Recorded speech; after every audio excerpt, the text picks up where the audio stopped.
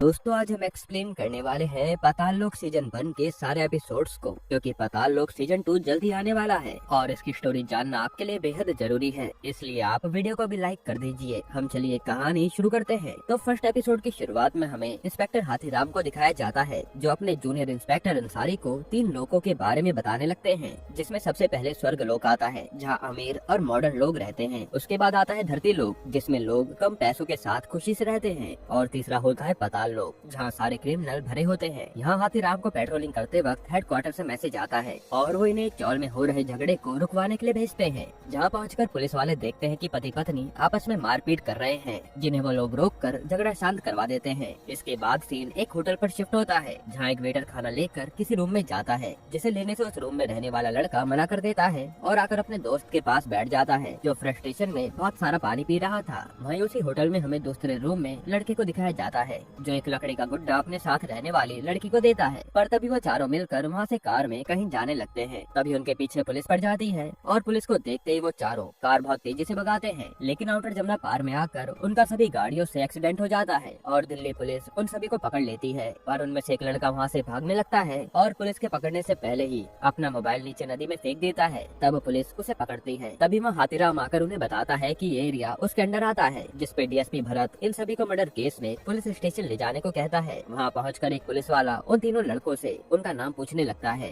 जो नाम बताने से मना करते हैं। तब वो ऑफिसर उन्हें बहुत मारने लगता है, जिनके चिल्लाने की आवाज सुनकर वहाँ अंसारी आ जाता है और वो उस ऑफिसर को डांटने लगता है कि बाहर बहुत सारी मीडिया आ रखी है और तुम इन्हें यहाँ मार रहे हो। जिस पर वो ऑफिसर अंसारी को बताता है कि ये लोग अपना नाम ही नहीं बता रहे। तब अंसारी एक लड़के को खड़ा करके उसकी पूरी चेकिंग करने लगता है और उसे उसकी जेब से वॉलेट मिलता है, जिसमें उस लड़के का नाम लिखा होता है तोप सिंह। तब अंसारी उस ऑफिसर को तोप सिंह का वॉलेट देकर चला जाता है। वहीं दूसरी तरफ एक लेडी ऑफिसर उस लड़की के पूरे कपड़े उतरवा कर चेकिंग करने लगती है, जिसे वो लड़की कह रही होती है कि मैंने तो उन तीनों से सिर्फ लिफ्ट मांगी थी, लेकिन वो ऑफिसर उसकी बात ना मानकर अपने ही कॉल में बिजी रहती है और उसे कपड़े उतारने को कहती है। इधर डीएसपी भरत वहाँ के सीनियर ऑफिसर एसएचओ राम अवतार से मिलकर इन पर मर्डर केस की एफआईआर दर्ज करने के लिए कहता है। साथ ही वो ये केस सॉल्व करने के लिए सामने खड़े हाथीराम को देने के लिए कहता है, जिस पर राम अवतार डीएसपी को बताता है कि हाथीराम ने आज तक कभी भी गली मोहल्लों से ज्यादा बड़े केस सॉल्व नहीं किए हैं और वो इतना बड़ा केस हैंडल नहीं कर पाएगा। लेकिन डीएसपी उसकी बात ना मानकर हाथीराम को ये केस दे देता है। फिर हाथीराम दिल्ली के ऑफिसर से कुछ सवाल करने लगता है कि अगर आपको पहले से पता चल गया था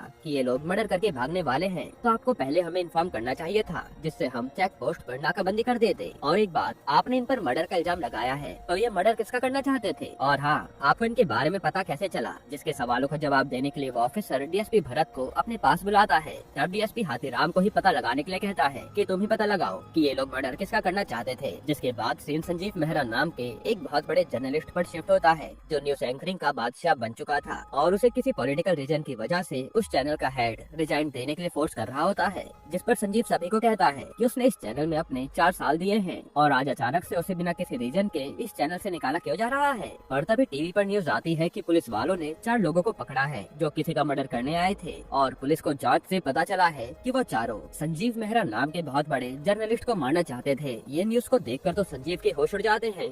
भाई जो लोग संजीव मेहरा को अभी तक रिजाइन देने के लिए कह रहे थे, वो लोग भी ये न्यूज देखकर शांत हो जाते हैं। वहीं दूसरी तरफ हाथीराम अब खुद उन तीनों लड़कों के पास जाकर उनसे बात करता है, जिनमें उन तीनों में से 2 लड़कों का नाम तो पता चल गया था, कबीर और तोप सिंह, लेकिन तीसरे वाले ने अब भी अपना मुंह नहीं खोला होता, जिन्हें हाथीराम 3rd डिग्री देकर डराने लगता है। इस पे तोप सिंह कहता है कि साहब हमने कुछ भी नहीं किया, दिल्ली पुलिस ने हमें फालतू में क्रिमिनल समझ लिया है, बाकी हम तीनों तो बहुत शरीफ इंसान हैं। तब हाथीराम तोप सिंह के चाटा लगाकर कहता है कि अगर तू शरीफ इंसान है तो पुलिस वालों के पकड़ने पर भागने क्यों लगा, और उनके पकड़ने से पहले तूने अपना मोबाइल नीचे नदी में क्यों फेंका था? आखिर उस मोबाइल में ऐसा क्या था? जिस पे तोप सिंह हाथीराम के सवालों का जवाब नहीं देता। फिर अंसारी हाथीराम के पास आकर उसे बताता है कि जिस कार में हमने इन्हें पकड़ा था वो चोरी की है, जिस पर हाथीराम अंसारी को तोप सिंह का पूरा रिकॉर्ड निकालने के लिए कहता है। वहीं दूसरी तरफ जो न्यूज चैनल वाले अब तक संजीव मेहरा को निकालना चाहते थे, वही आकर अब उसे जनता के सामने आने को बोलने लगते हैं। यहाँ संजीव का दोस्त आकर उसे समझाता भी है कि तुम्हें जनता के सामने आकर मीडिया के सवालों का जवाब देना चाहिए, इससे हमारे चैनल के टीआरपी और ऊंची जाएगी। जिस पर संजीव अपने दोस्त को कहता है कि जब मैं बोर्ड का मेंबर था तब तो मुझे किसी ने भनक नहीं लगने दी कि मुझे निकाला जा रहा है और अब तुम अपने ही फायदे के लिए मेरा इंटरव्यू लेना चाहते हो, लेकिन मैं अभी मीडिया के सवालों का जवाब देने के लिए तैयार नहीं हूँ। तब उसका दोस्त जय मलिक उसे अपनी कार में घर छोड़ने जाता है और संजीव अपनी न्यूज के पुराने दिनों को याद करने लगता है जिसमें उसने पॉलिटिक्स के ऊपर बहुत कुछ बोला था, यानी जरूर उन्हीं में से कोई उसका मर्डर करवाना चाहता होगा। वहीं दूसरी तरफ अंसारी हाथीराम को बोलने लगता है कि मुझे लगता है कि दिल्ली पुलिस ने हमें इन चारों के बारे में आधी इन्फॉर्मेशन दी है। जिस पर हाथीराम अंसारी को कहता है कि दिल्ली पुलिस ने हमें पागल समझ रखा है, मुझे पता है कि वो हमसे कुछ छुपा रहे हैं, लेकिन मुझे ये किसी भी हाल में केस सॉल्व करना है।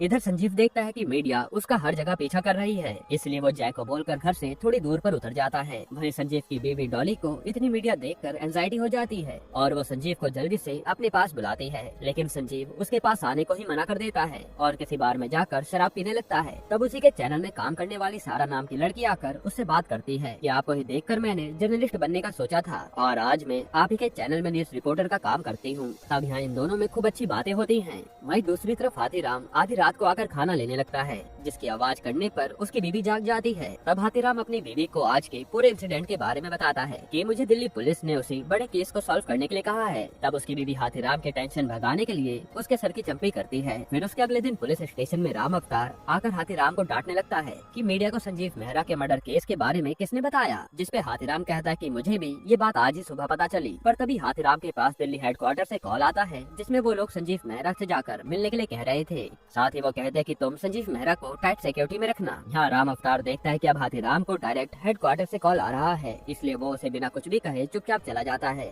जिसके बाद हाथीराम संजीव मेहरा से मिलने उसके घर पहुंच जाता है, जहां वो देखता है कि संजीव रात से घर नहीं आया, इसलिए हाथीराम वहीं बैठकर उसका वेट करने लगता है। फिर थोड़ी देर बाद संजीव अपने घर आता है, फिर वो हाथीराम के सामने बैठकर उससे बात करने लगता है। यहाँ हाथीराम उससे कुछ सवाल पूछता है कि आपका दुश्मन कौन हो सकता है जो आपका मर्डर करवाना चाहता हो। संजीव कहता है कि मेरा काम ही है जिसमें मुझे सच बोलना पड़ता है। अब मैंने किसके बारे में सच बोला होगा और वो आदमी मेरा मर्डर क्यों करवाना चाहता होगा, इसके बारे में तो मुझे कुछ नहीं पता, आप ही हैं जिसका पता लगा सकते हैं। तब हाथीराम संजीव को सिक्योरिटी प्रोवाइड कराता है कि जब तक किलर नहीं पकड़ा जाता तब तक आपके साथ हमेशा मेरे 2 हवलदार रहेंगे और अब से जितना हो सके आपको घर से बाहर निकलना अवॉइड करना चाहिए। जिसके बाद सीन कोर्ट में शिफ्ट होता है, जहां हाथीराम उन चारों को लेकर कोर्ट आता है और जज को इन चारों की फाइल दिखाता है। इनमें से अभी तक सिर्फ उन्हें 2 लड़कों और उस लड़की मैरी का नाम पता चला था, लेकिन तीसरे लड़के ने अभी तक अपना नाम नहीं बताया था। यहाँ जज उसे तीसरे लड़के से उसका नाम पूछता है, जिन्हें वो लड़का अपना नाम विशाल त्यागी बताता है। ये देखकर हाथीराम विशाल त्यागी को घूरने लगता है कि उसने हमें तो अपना नाम नहीं बताया था और जज के सामने आते ही अपना नाम तुरंत उगल दिया। फिर वो जज हाथीराम को इन चारों को रिमांड में लेने की परमिशन दे देते हैं। अब रात होने के बाद हाथीराम अपने घर पहुंचता है, जहां वो अपने बेटे के रूम में जाकर उसके स्कूल का रिपोर्ट कार्ड देख लेता है,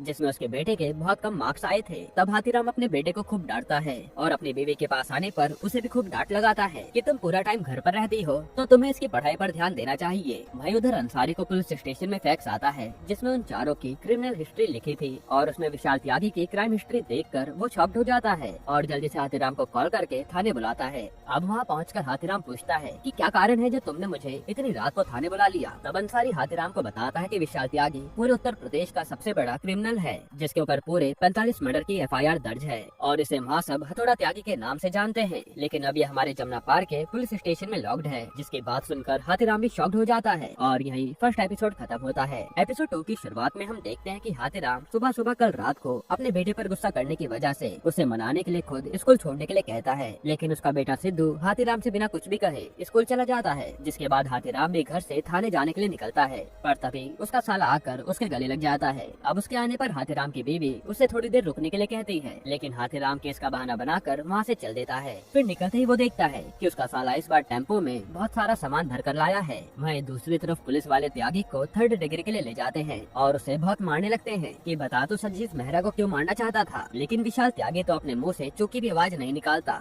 और पूरी मार को सहन करता जाता है। इधर वो लेडी ऑफिसर भी मैरी को बहुत ज्यादा मार कर उनके प्लान के बारे में पूछ रही थी, जिसे मैरी बार बार यही कह रही होती है कि मैंने तो बस उन तीनों से लिफ्ट मांगी थी, पर वो ऑफिसर उसे मार कर कहती है कि तेरा झूठ पकड़ा गया, तेरे बैग में हमें उसी होटल की टॉवल मिली है जिस होटल में वो तीनों लड़के रुके थे। इसके बाद हाथीराम और अंसारी उसी होटल पहुंचकर उसके मैनेजर से जांच करने लगते हैं, जिन्हें वहाँ का वेटर बताता है कि उनमें से एक लड़का बार बार किसी मास्टर जी से बात करने की जिद कर रहा था, जिस वजह से उन चारों के बीच बहस हुई थी। और एक बात और, उनमें से एक लड़का सिगरेट पीने का बहुत शौकीन था, उसने मेरे सामने एक दिन में 3 डब्बे खत्म कर दिए थे। जिसकी बात सुनकर हाथीराम अंसारी से पूछने पूछने लगता है कि तुझे सिगरेट पीनी आती है क्या। जिसके बाद सीन थाने में शिफ्ट होता है, जहाँ हाथीराम और अंसारी तोप सिंह के आगे बैठकर सिगरेट पीने लगते हैं और हाथीराम तोप सिंह को बताता है कि उसके साथी कबीर ने हमें सब कुछ बता दिया है और उसका कहना कि मर्डर का सारा प्लान तेरा और उस त्यागी का था और वो हमारा सरकारी गवाह बनने के लिए तैयार है, इसलिए अब तुझे भी सच बता देना चाहिए। यहाँ तोप सिंह अपने आप को सिगरेट पीने से कंट्रोल नहीं कर पाता और अंसारी के ऊपर हंसने लगता है कि सर आपसे तो सिगरेट पीने की एक्टिंग भी ठीक से नहीं हो पाती। तब हाथीराम तोप सिंह के हाथ पर बने सी लेटर के टैटू के बारे में पूछता है, जिस पर तोप सिंह उसे बताता है कि सर आपको नहीं पता, सी का मतलब है चाकू।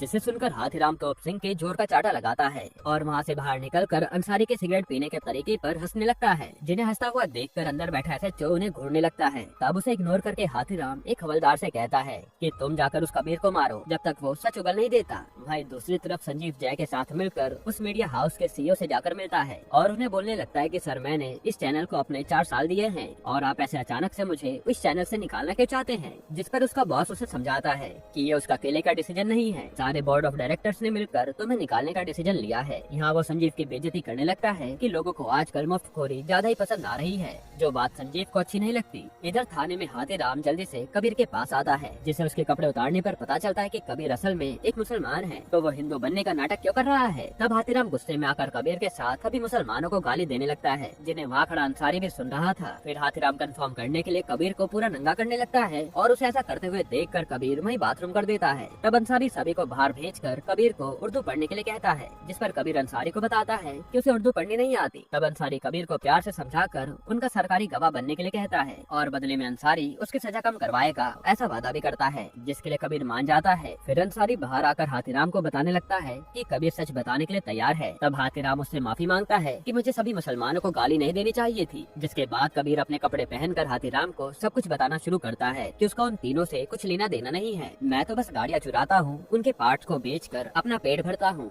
जिस पर हाथीराम कहता है कि तो फिर तू इनसे कैसे मिला। तब कबीर बताता है कि उसको ये काम करने के लिए तारिक नाम के आदमी ने कहा था, जिसने मुझे यही कहा कि मुझे एक गाड़ी चुरा कर उन तीनों को वो जहाँ कहे वहाँ घुमाना होगा। तब हाथीराम कबीर से तारिक के अड्डे के बारे में पूछता है। कबीर बताता है कि तारिक उसे चांदनी चौक में मिल जाएगा। तब अंसारी कबीर से पूछता है कि तुम्हें संजीव मेहरा को मारने के लिए कहा गया था, तो तुमने उसे मारा क्यों नहीं। तब कबीर उन्हें बताता है कि मुझे तो सिर्फ उन्हें घुमाने के लिए कहा गया था, जिन्होंने 3-4 दिन तक रोज मुझसे संजीव मेहरा के घर के बाहर चक्कर कटवाए थे, जिनकी हर बार तोप सिंह फोटो क्लिक कर लेता था। लेकिन एक दिन मैंने विशाल त्यागी के पास बंदूक देखी तो मुझे उन पर डाउट होने लगा कि ये जरूर किसी न किसी को मारने आए हैं। पर सर जब भी मैं उसको घुमाता तो त्यागी हर समय एक ही बात बोलता रहता था कि उसको किसी से बात करनी है। जिस पर हाथीराम पूछता है कि क्या वो नाम मास्टर जी का था। तब कबीर बताता है कि हाँ सर, त्यागी हर समय मास्टर जी से बात करने के लिए कहता रहता था। अब यहाँ कबीर का स्टेटमेंट सुनकर अंसारी हाथीराम को विशाल त्यागी के बारे में पता लगाने के लिए चित्रकूट जाने के लिए बोलता है, जिसकी बात सुनकर हाथीराम अगले दिन दिल्ली हेडक्वार्टर पहुँच जाता है, जहाँ वो डीएसपी भरत को सारी बात बताता है कि उसके हाथ इस केस से रिलेटेड हर एक लीड लग चुकी है, इसलिए मुझे विशाल त्यागी जो कि उत्तर प्रदेश का सबसे बड़ा क्रिमिनल है उसके बारे में पता लगाने चित्रकूट जाना होगा, इसलिए मैं यहाँ आपसे परमिशन लेने आया हूँ और हो सकता है कि मुझे वहाँ जाकर दोनलिया के बारे में भी पता चल जाए, क्योंकि विशाल त्यागी का उसके साथ उठना बैठना था।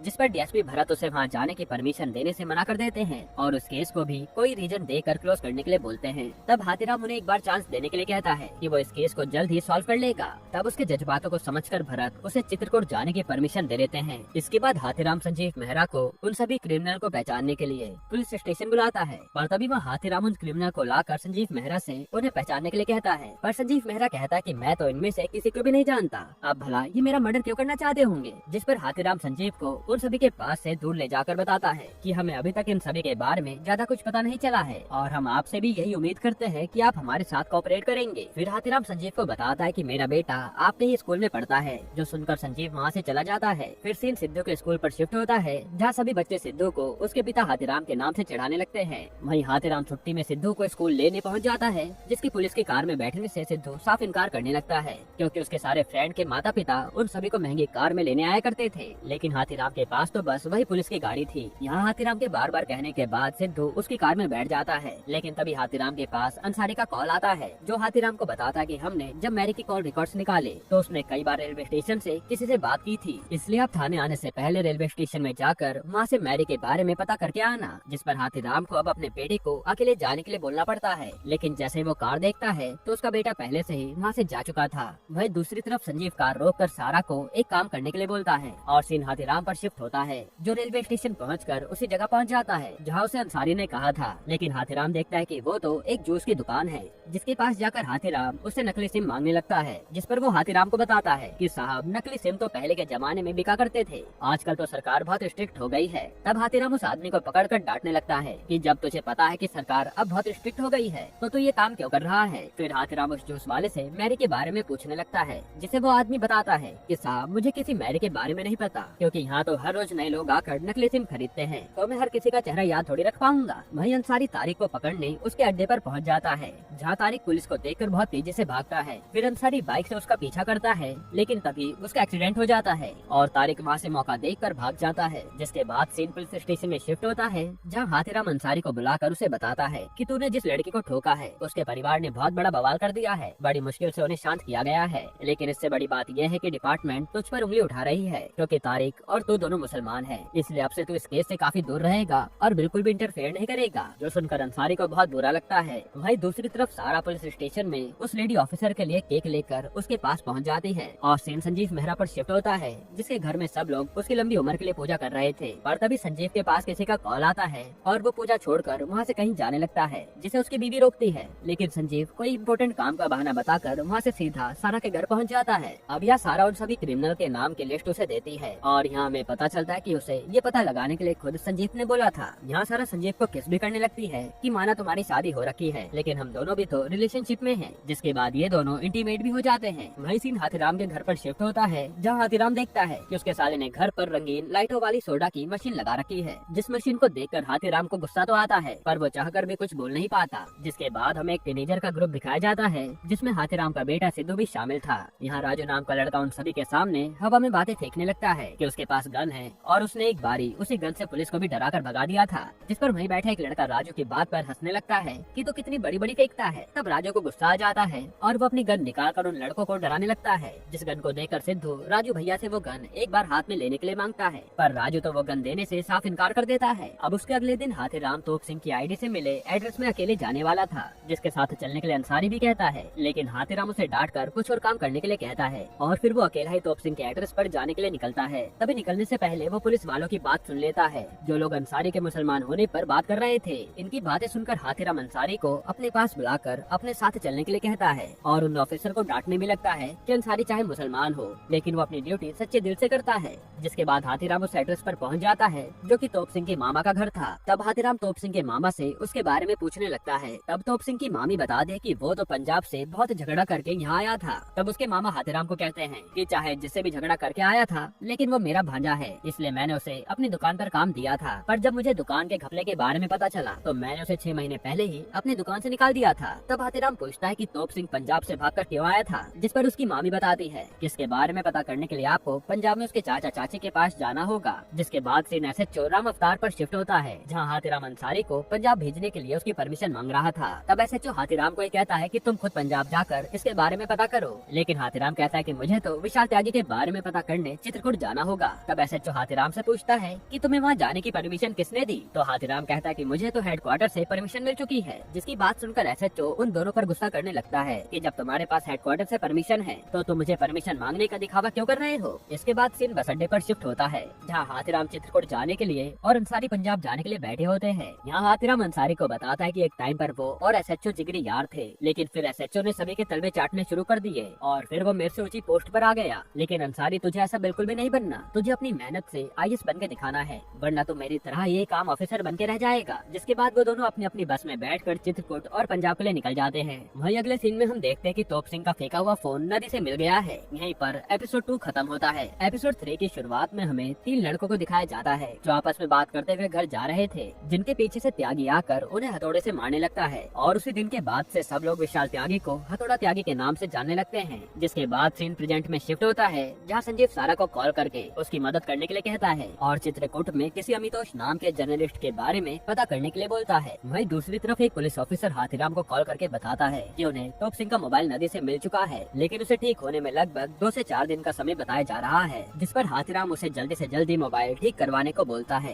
क्योंकि उसी मोबाइल में संजीव मेहरा की फोटो और उस मास्टर जी का नंबर हो सकता है। इधर हाथीराम को चित्रकूट के पुलिस स्टेशन में जाकर पता चलता है कि वहाँ का एसएचओ किसी विधायक के पोते के मुंडन में गया है। जिसके बाद सीन अंसारी पर शिफ्ट होता है, जो तोप सिंह के गाँव पहुँच कर वहाँ उसके बारे में पता करने लगता है, लेकिन बेचारे की किस्मत इतनी बुरी होती है कि वो उसी के घर पहुँच जाता है जहाँ से तोप सिंह के झगड़े की शुरुआत हुई थी। यहाँ वो सरदार अंसारी के पीछे कुत्ता छोड़ देता है, लेकिन किसी तरह अंसारी बच जाता है। पर तभी वहाँ बैठा एक बूढ़ा आदमी उसे बताता है कि तोप सिंह बहुत खतरनाक है। एक टाइम पर उसने अकेले 3 सरदारों का मर्डर कर दिया था, लेकिन उसके बाद वो कहाँ गया किसी को पता नहीं चला। जिसकी बात सुनकर अंसारी को सब पता चल जाता है कि तोप सिंह पंजाब से क्यों भागा था, लेकिन फिर भी वो उसके चाचा से मिलने उसके घर पहुँच जाता है और उनसे तोप सिंह के बारे में पूछने लगता है। जिस पर उसका चाचा अंसारी से झूठ कहता है कि तोप सिंह तो शहर में बहुत अच्छी नौकरी कर रहा है और उसके आए दिन उससे बात होती रहती है। तब अंसारी उसके चाचा को सच बताने के लिए कहता है और यहाँ से सीन फ्लैशबैक में शिफ्ट होता है, जहाँ तोप सिंह के पिता उसे हर वक्त मारा करते थे, लेकिन उसका चाचा उसे बहुत प्यार से अपने साथ रखता था और तोप सिंह अपने पिता के टॉर्चर से बहुत ज्यादा परेशान हो गया था। इसलिए वो इस बार अपना घर छोड़कर वहाँ से जाने लगता है, जिसके पीछे पीछे उसका चाचा जाकर उसे समझाता है और फिर घर लाने लगता है। पर तभी वहाँ कुछ जाट मिलकर तोप सिंह को मंजर कहकर बुलाते हैं, जो उस टाइम पर काफी नीची जात मानी जाती थी। तब ये सुनकर तोप सिंह को गुस्सा आता है और वो उनमें से एक पर ईंट फेंक देता है, जिसके बाद सभी लोग मिलकर तोप सिंह को पकड़ने लगते हैं। और एक टाइम ऐसा आता है कि वो उसे पकड़ लेते हैं, लेकिन तभी वहाँ मंजर आ जाते हैं जो जाटों के खिलाफ रैली कर रहे थे, जिनके साथ तोप सिंह भी जुड़ जाता है और देखते ही देखते वो ताकतवर बनता जाता है और अपने साथ एक चाकू लेकर घूमना शुरू कर देता है। हालांकि फिर एक दिन 3 जाट मिलकर तोप को पकड़कर मारने लगते हैं, जिन्हें इस बार तोप सिंह चाकू निकालकर उनकी गर्दन काट देता है। फिर घर आने पर उसका चाचा उसे खूब मारता है कि तुझे पता नहीं है कि तूने कितनी बड़ी गलती कर दी। कुछ ही देर में बहुत सारे जाट मिलकर हमारे घर आ जाएंगे और वो सब कुछ तहस नहस कर देंगे। अगर तुझे अपनी जान बचानी है तो तू यहाँ से भाग जा। जिनकी बात मानकर तोप सिंह वहाँ से भाग निकला। हालांकि थोड़ी देर में वहाँ बहुत सारे जाट आ जाते हैं और अपने बच्चों की गर्दन एक पैकेट में लाकर उसके चाचा के सामने फेंकते हैं। फिर वो कहते हैं कि तोप सिंह कहाँ है, लेकिन कोई भी उन्हें तोप सिंह के बारे में नहीं बताता। फिर वो कहते हैं कि आज हम अपने बेटे का बदला जरूर लेंगे। जिसके बाद वो सबके सामने तोप सिंह की चाची के साथ बहुत ही बुरे तरीके से करते हैं। जिसके बाद सीन प्रेजेंट पर शिफ्ट होता है, जो उसके चाचा अंसारी को बताते हैं कि पंजाब से जाने के बाद तोप सिंह को चंदा नाम के लड़के से प्यार हो गया था, जो उसे के मामा की रखेल थी। ये सुनने के बाद अंसारी को सब समझ आ जाता है कि तोप सिंह के हाथ पर सी का मतलब है चंदा, यानी कि अब अंसारी को तोप सिंह के बारे में ज्यादा जानने के लिए चंदा से मिलना था। वहीं दूसरी तरफ हाथीराम फिर से चित्रकूट के पुलिस स्टेशन में पहुंचकर वहां के एसएचओ से मिलता है और उनसे विशाल त्यागी और फतोड़ा त्यागी के बारे में पूछता है, जिसे वो एसएचओ ताने देकर कहता है कि ऐसा कौन सा केस आ गया है जो दिल्ली पुलिस को यहाँ आना पड़ा। पर तभी टीवी पर न्यूज आती है, जिसमें जर्नलिस्ट अमितोष इसी थाने के बारे में कुछ बता रहा था और ये वही अमितोष था जिसके बारे में संजीव ने सारा को पता लगाने के लिए कहा था। यहाँ वो एसएचओ अपने हवलदार को बुलाकर विशाल त्यागी से रिलेटेड सभी फाइल्स को दिखाने के लिए भेजता है, जहाँ हाथीराम देखता है कि सारी फाइल्स पर धूल जम चुकी है, लेकिन उसे विशाल त्यागी के बारे में पता लगाना था। इसलिए वो अपने मुंह पर रुमाल बांधकर अपनी जांच में लग जाता है और हर एक फाइल पढ़ने लगता है, जिसमें से एक फाइल में उसे विशाल त्यागी के घर के बारे में पता चल जाता है। इसके बाद हाथीराम त्यागी के घर पहुंचकर उसके बारे में जानकारी लेता है, लेकिन त्यागी का पिता हाथीराम को उसके बारे में कुछ भी बताने से मना कर देता है। तब वहीं बैठा त्यागी का जीजा हाथीराम को कहता है कि वो तो एक राक्षस है, लेकिन त्यागी का पिता हाथीराम से हाथ जोड़कर यहाँ से जाने के लिए कह देता है और तब हाथीराम को ना चाहकर भी वहाँ से जाना पड़ता है। फिर सीन सारा पर शिफ्ट होता है, जो सी रिपोर्टर अमितोष को कॉल करके उसे अपनी बातों में लाने लगती है और विशाल त्यागी के बारे में पूरी हिस्ट्री निकलवाती है। साथ ही वो उससे विशाल त्यागी की फोटो भी मांगती है। फिर सीन संजीव मेहरा पर शिफ्ट होता है, जिसके पास सारा का कॉल आता है। वहीं दूसरी तरफ हाथीराम त्यागी के घर के बाहर बैठकर उसके जीजा का वेट कर रहा था और जैसे वो बाहर आता है, हाथीराम उससे त्यागी के बारे में पूछने लगता है, जिसे उसका जीजा त्यागी के स्कूल के पीटी टीचर से बात करने के लिए कहता है। फिर सीन त्यागी के स्कूल पर शिफ्ट होता है, जहाँ हाथीराम पहुंचकर उसके पीटी टीचर से त्यागी के बारे में पूछता है कि आखिर त्यागी ने उन 3 लड़कों को हथौड़े से क्यों मारा था। जिस पर त्यागी का पीटी टीचर हाथीराम को सारी बात बताता है कि कुछ साल पहले त्यागी के ताऊ और उसके पिता के बीच जमीन को लेकर झगड़ा चल रहा था। तब उसके ताऊ ने उन्हें धमकाने के लिए त्यागी के पिता के पास 3 लड़कों को भेजकर अपनी बेटियों को ध्यान रखने के लिए कहा था, नहीं तो ये लोग उनके साथ बुरा कर सकते थे। फिर जैसे ये बात त्यागी को पता चली तो उसने सरेआम उन 3 लड़कों को हथौड़े से मार दिया। आगे वो पीटी सर बताते हैं कि सर आप नहीं जानते कि वैसे तो त्यागी बहुत ही गुस्से में रहता है, लेकिन उसे कुत्तों से बहुत प्यार है। फिर यहाँ सभी बच्चे उस पीटी टीचर को मास्टर जी कहकर बुलाते हैं, जिसे सुनकर हाथीराम को याद आता है कि त्यागी भी तो हमेशा मास्टर जी से बात करना चाहता था, तो क्या ये वही मास्टर जी है। फिर वहाँ से बाहर निकलकर हाथीराम देखता है कि उसका कोई बहुत देर से पीछा कर रहा है, जिससे हाथीराम पकड़ लेता है और ये कोई और नहीं बल्कि अमितोष होता है। यहाँ अमितोष हाथीराम को बताता है कि उसे पुलिस स्टेशन से पता चला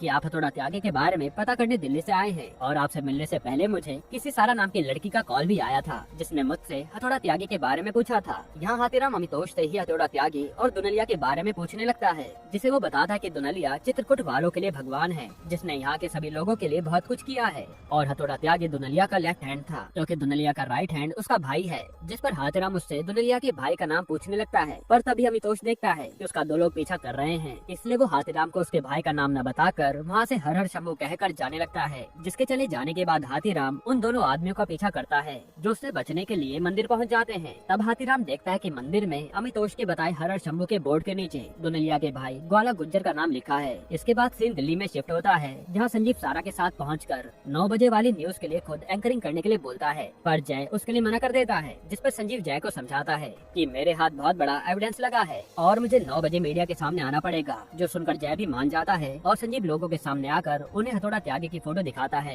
कि यही वो लड़का है जो संजीव मेहरा को मारना चाहता था। अब जिस न्यूज को पुलिस वाले खुद कॉन्फिडेंशियल रखना चाहते थे, वो तो खुद संजीव मेहरा ने आकर आम जनता में फैला दी थी। अब इस रेस्टोरेंट में जैसे ही हाथीराम को इस न्यूज के बारे में पता चलता है तो उसके तो होश उड़ जाते हैं। यहीं पर एपिसोड 3 खत्म होता है। एपिसोड 4 की शुरुआत में हमें पास्ट का सीन दिखाया जाता है, जहाँ एक बच्चा ट्रेन में बैठकर बहुत रो रहा था, जिसे रोता देख सामने बैठी एक लेडी उसके पास आकर उसके घर वालों के बारे में पूछने लगती है। इतने में वहाँ एक बच्चा आकर उस लेडी से कहता है कि जरूर ये खो गया है, और फिर वो लड़का उसे लेडी का पर्स चुरा कर भागने लगता है, जिसका वो लेडी बहुत देर तक पीछा करती है, लेकिन वो बच्चा उसके हाथ से निकल जाता है। फिर वो लेडी जैसे अपनी सीट पर वापस आती है तो वो देखती है कि जो बच्चा यहाँ बैठकर रो रहा था वो भी गायब है। इधर वो दोनों बच्चे मिलकर उस लेडी का पर्स खाली कर देते हैं, जिसमें से एक बच्चा सिर्फ क्रीम पाउडर लेकर वहाँ से शीशे में अपने आप का मेकअप करने लगता है, और ये कोई और नहीं बल्कि मैरी होता है। इसके बाद सीन प्रेजेंट में शिफ्ट होता है, जहाँ हाथीराम चित्रकूट से डायरेक्ट दिल्ली हेडक्वार्टर पहुँचता है, जहाँ डीएसपी भरत इतनी बड़ी बात लीक होने पर मीडिया के सवालों का जवाब दे रहा था। फिर जैसे ही भरत कॉन्फ्रेंस से बाहर निकलता है तो वो हाथीराम को देखकर उसे डांटने लगता है कि तुम्हें इन सब चीजों का ध्यान रखना चाहिए था कि इस केस से कोई भी बात रिवील ना हो। जिस पर हाथीराम डीएसपी को बताता है कि उसने किसी को भी कुछ नहीं बताया था, और वो कहता कि मैं तो आज ही चित्रकूट से सीधा यहाँ आया हूँ और मुझे चित्रकूट से काफी कुछ पता चला है, जिससे हमें ये केस सॉल्व करने में लीड मिल सकती है। तब डीएसपी हाथीराम को अपने कैबिन में लाकर कहता है कि मुझे सारी बात विस्तार में बताओ, जिसे हाथीराम बताता है कि त्यागी उत्तर प्रदेश के बादशाह दुनलिया और ग्वाला गुज्जर के लिए काम करता है, लेकिन ये लोग संजीव मेहरा को क्यों मारना चाहते हैं ये अभी तक पता नहीं चला है। शायद हो सकता है कि संजीव ने लोगों के सामने किसी पॉलिटिशियन के बारे में कुछ ऐसा बोल दिया होगा, जिससे गुस्से में आकर दुनलिया ने संजीव को मारने की सुपारी दी होगी। तब ये सुनकर डीएसपी हाथीराम को अप्रिशिएट करता है और कहता है कि अब तुम अपना ध्यान रखना, क्योंकि अब इस केस में दुनलिया भी इन्वॉल्व हो गया है। जिसके बाद हाथीराम सीधा पुलिस स्टेशन पहुंच जाता है, जहां सभी लोग मिठाई खा रहे थे। तब एक पुलिस वाला बताता है कि अंसारी ने आईएएस का एग्जाम क्लियर कर लिया है, जो सुनकर हाथीराम को बहुत बुरा लगता है, क्योंकि अब उसका असिस्टेंट भी उसका सीनियर बन जाएगा। फिर अंसारी हाथीराम के पास आकर उसे मिठाई खिलाने लगता है, जिसे हाथीराम गुस्से में कहता है कि तूने मुझे अपने एग्जाम क्लियर की बात क्यों नहीं बताई, जो कि मुझे बाहर वालों से पता चल रही है। उसकी बातों को सुनकर बेचारे अंसारी को बहुत बुरा लगता है, पर तभी हाथीराम देखता है कि थाने में अब कोई नया चाय वाला आकर चाय देने लगा है। जिसके बाद हाथीराम संजीव से मिलने उसके ऑफिस पहुंच जाता है और संजीव से पूछने लगता है कि किसकी परमिशन से आपने ये न्यूज कवरेज करी थी, जबकि आपको पता है कि आपको मारने की प्लानिंग चल रही है। संजीव कहता है कि मेरा काम ही यही है और मैं जल्दी अपनी पहुंच से अपने किलर के बारे में पता लगा लूंगा। साथ ही वो हाथीराम की बेइज्जती भी करने लगता है और अपने स्टाफ को कहता है कि आज के बाद बिना मेरी परमिशन के किसी को भी अंदर आने मत देना। इधर बोर्ड ऑफ डायरेक्टर्स चाहकर भी संजीव को निकाल नहीं सकते थे, क्योंकि अब उसके ऊपर बहुत बड़ा केस बन चुका है। और यहाँ सारा संजीव से पूछने लगती है कि आपने हथौड़ा त्यागी की कवरेज मीडिया पर क्यों बताई, जिस पर संजीव कहता है कि मैं तो बस अपनी नौकरी बचा रहा था और अब मुझे कोई निकाल नहीं पाएगा। वही दूसरी तरफ हाथीराम जैसे ही अपने घर पहुँचता है तो वो देखता है कि उसका साला सोडा बनाने वाली मशीन के काफी सारे बॉक्सेस यहीं छोड़ गया है, जिन्हें देखकर वो अपनी पत्नी पर गुस्सा करने लगता है। तब उसकी पत्नी झूठ कहती है कि उसका भाई जल्द ही इन सभी बॉक्सेस को वापस ले जाएगा। इधर राजू भाई सभी लड़कों को लेकर अपने घर आता है और उन्हें उनके मनचाहे नशों को करने के लिए कहता है। तब सिद्धू रोब दिखाने के लिए राजू भाई को सूखे नशे करने के लिए बोलता है, जिस पर राजू से अलमारी से माचिस निकाल कर लाने के लिए कहता है और उसे अलमारी में रखी राजू भैया की गन उसे दिख जाती है, जिसे उठाकर सिद्धू अपने हाथ में लेने लगता है, पर डर के मारे वो उसे वापस रख देता है। फिर सीन थाने में शिफ्ट होता है, जहाँ वो लेडी ऑफिसर एक लड़की को पकड़कर मैरी के साथ बंद कर देती है और मैरी को इतना डरा हुआ बैठा हुआ देखकर वो लड़की उसके साथ बदतमीजी करने लगती है और फिर उसके मेन पार्ट को टच करती है,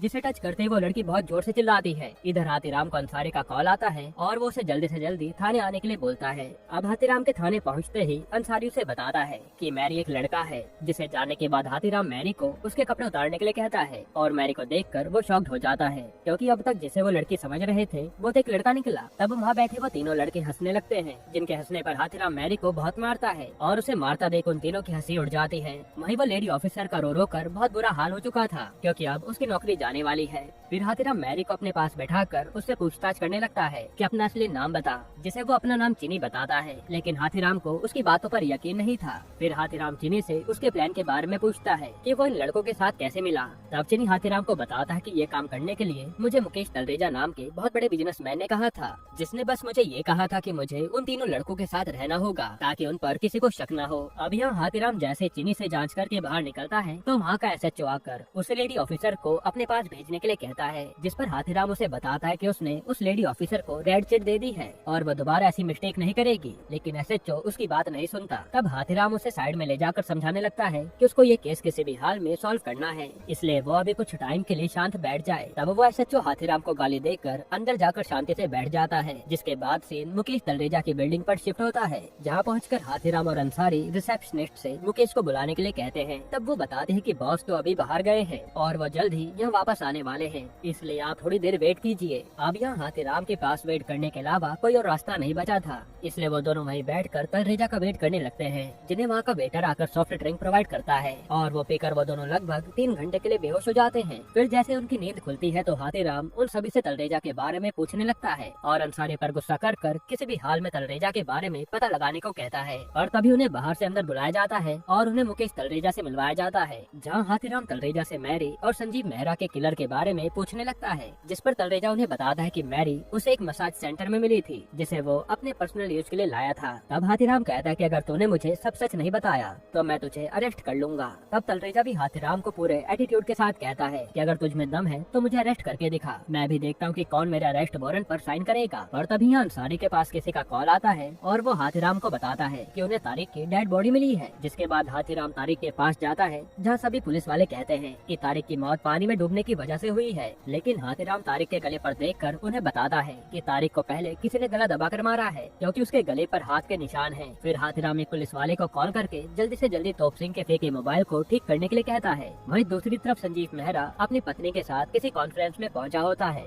जहां वो अपनी बीवी को अकेला छोड़कर अपनी कंपनी के बॉस से बात करने लगता है, जिस पर उसका बॉस उसे अभी भी रिजाइन देने के लिए कह रहा था। लेकिन इस बार संजीव अपने बॉस को ब्लैकमेल करता है कि वो कुछ साल पहले 300 करोड़ की हुई डील सबको याद दिला देगा, जिसमें उसके बॉस ने किसी पॉलिटिशियन के कहने पर गलत न्यूज दिखाई थी, जो सुनकर संजीव का बॉस उसे कुछ भी नहीं कह पाता। इधर डॉली संजीव को ढूंढते ढूंढते लॉबी पहुंच जाती है, जो अपने पति के न मिलने पर रोने लगती है। पर तभी उसे वहाँ लॉरी में खड़ी सारा देख लेती है और डॉली से बात करने लगती है, लेकिन डॉली उसे इग्नोर कर रही थी। वहीं संजीव बाथरूम में एक बहुत बड़े बिजनेसमैन से मिलता है, जिसका आगे संजीव को बहुत काम पड़ने वाला है, इसलिए वो उससे दोस्ती बढ़ा रहा था। यहाँ वो बिजनेसमैन संजीव को उसकी स्टिंग ऑपरेशन के बारे में याद दिलाता है, जो संजीव ने किसी बिजनेसमैन के ऊपर किया था। तब संजीव कहता है कि आप पुरानी बातों को भूल जाएंगे। ये कहकर वो बाहर निकल आता है। तब उसे डॉली मिलती है, जो उसे एकदम से गले लगा लेती है और ये सब वहाँ खड़ी सारा देख रही थी। फिर जब संजीव वहाँ से जाने लगता है, तब डॉली सारा को भी अपने घर बुलाती है। जिसके बाद सीन थाने में शिफ्ट होता है, जहाँ हाथीराम को तोप सिंह का मोबाइल ठीक होकर मिल गया था,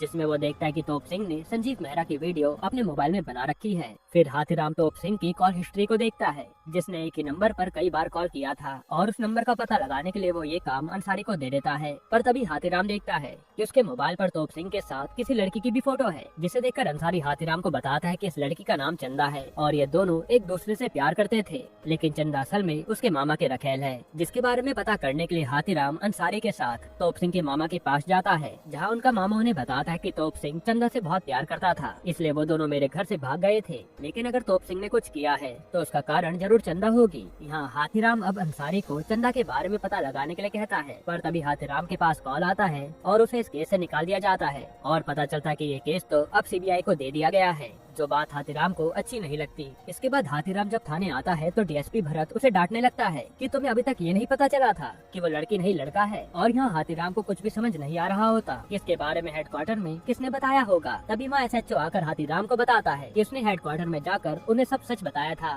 जिसकी बात सुनकर हाथीराम एसएचओ की कॉलर पकड़ लेता है और उसे सस्पेंड कर दिया जाता है, जो अपने गन और बैट छोड़कर थाने से चला जाता है। यहीं पर एपिसोड 4 खत्म होता है। एपिसोड 5 की शुरुआत में हमें हाथीराम के बचपन का सीन दिखाया जाता है, जिसकी माँ के मर जाने के बाद उसका पिता उसे हर रोज एक ही जैसा खाना खिलाता था, जिसे खाने से हाथीराम मना करने लगता है और वहाँ से भागकर बाहर जाने लगता है। तभी वो किसी कार से टकराने वाला था, तब उसे उसका पिता पकड़कर खूब मारता है। जिसके बाद सीन प्रेजेंट में शिफ्ट होता है, जहाँ हाथीराम घर पहुंचकर जैसे ही अपनी बीवी को बताने लगता है कि वो सस्पेंड हो गया है, उससे पहले उसका बेटा आकर हाथीराम को बताता है कि उसके स्कूल में पेरेंट्स टीचर मीटिंग है, जिसमें सभी पेरेंट्स को आना जरूरी है, लेकिन अगर नहीं आओगे तो भी चलेगा। जिसकी बातों को सुनकर हाथीराम का दिमाग फिर जाता है और वो अपने घर पर सस्पेंशन की बात नहीं बताता। वहीं दूसरी तरफ अंसारी दिल्ली हेडक्वार्टर आकर सीबीआई को उन चारों की फाइल दे देता है। इधर हाथीराम सुबह सुबह अपनी अटेंडेंस के लिए पुलिस स्टेशन पहुंच जाता है, जहां वो देखता कि वही लड़का जो चाय देने अंदर आया था वो चीनी को वहां से ले जाते वक्त देख रहा है और चीनी भी उसे देखे जा रही है। जिसे पकड़ने के लिए हाथीराम जो पीछे मुड़ता है तो वो लड़का वहाँ से गायब हो जाता है। इसके बाद हाथीराम थाने के अंदर जाकर अपनी अटेंडेंस देता है और वहाँ से जाने लगता है। तब उसे एसएचओ रोकता है और ताने मारने लगता है, लेकिन हाथीराम तो उसे इग्नोर करके वहाँ से चला जाता है। तभी अंसारी आकर उसे बताता है कि शाम को उसकी सिलेक्शन की पार्टी है और उसमें आपको आना होगा। जिस पर हाथीराम उसे बहुत ज्यादा डांटने लगता है कि यहाँ मेरी नौकरी चली गई है और तुझे लगता है कि मैं तेरी पार्टी में आऊंगा। फिर वो कहता है कि वैसे भी बस तेरा एग्जाम में निकला है, जब तू आईएएस बन जाएगा तब मेरे सामने आना, मैं तुझे सैल्यूट मारूंगा। फिर यहाँ से सीन सीबीआई ऑफिसर पर शिफ्ट होता है, जहाँ सीबीआई के सारे ऑफिसर मिलकर इस केस को सॉल्व करने में लगे हुए थे, जिन्हें एकदम से बहुत सारे क्लू मिलते हैं कि ये चारों जब दिल्ली आए थे तो इन्होंने एक घर खरीदा था, जिसमें जाकर सीबीआई वाले रेड मारते हैं तो उन्हें वहाँ गन और उनके पासपोर्ट मिल जाते हैं। वहीं दूसरी तरफ हाथीराम घर न जाकर नदी के किनारे बैठकर अपनी डायरी पढ़ने लगता है, जिसमें वो मुकेश तलरेजा का नाम पढ़ के उससे मिलने उसके होटल पहुँचता है, जहाँ उसके एम्प्लॉय हाथीराम को बताती है कि उनके बॉस 2 महीने के लिए दुबई चले गए हैं। तब हाथीराम समझ जाता है कि तलरेजा का इस केस के साथ कुछ न कुछ बड़ा कनेक्शन है। जिसके बाद हाथीराम डीएसपी भरत से मिलने उसके घर पहुंच जाता है और वो डीएसपी को समझाने लगता है कि जब तक उसके पास केस था वो एक एक करके बहुत सारी लीड पता करता जा रहा था, जो सीबीआई कभी भी पता नहीं कर पाएगी। तब भरत उसे समझाता है कि उसे अब इस केस से दूर रहना चाहिए, वरना आगे जाकर उसको सस्पेंशन की जगह पुलिस से निकाल दिया जाएगा। इसके बाद सीन डॉली पर शिफ्ट होता है, जिसे उसकी पेट की डॉक्टर बताती है कि उसकी डॉगी बच्चे देने वाली है, इसलिए वो बीमार है और आपको इसका ख्याल रखना चाहिए। जिस पर डॉली उन्हें बताती है कि ये स्ट्रीट डॉग है और मेरे पति को इससे एलर्जी है। पर तभी डॉली के पास सीबीआई से कॉल आता है, जो उससे संजीव के बारे में पूछने लगते हैं, क्योंकि वो अपने ऑफिस में नहीं होता। तब डॉली डायरेक्ट संजीव के गार्ड्स को कॉल करती है और उनकी लोकेशन के बारे में पूछने लगती है, जिसे वो झूठ कहते हैं कि सर तो ऑफिस में ही है। तब डॉली उन्हें डांटती है कि मुझे पता चल गया है कि संजीव ऑफिस में नहीं है, क्योंकि मेरे पास सीबीआई वालों का कॉल आया था। वहीं दूसरी तरफ हम देखते हैं कि संजीव सारा से मिलने उसके घर आया होता है, जिसे उसके गार्ड कॉल करके बताते हैं कि सर आपसे सीबीआई वाले मिलना चाहते हैं। तब उनका कॉल कट करके संजीव ये बात सारा को बताता है कि आखिर उससे सीबीआई वाले क्यों मिलना चाहते होंगे। वहीं नीचे बैठी कार से डॉली संजीव को सारा के साथ देख लेती है। इधर हाथीराम की बीवी सभी लेडीज को अपने घर बुलाकर उस सोडा मशीन को खरीदने के लिए कहती है,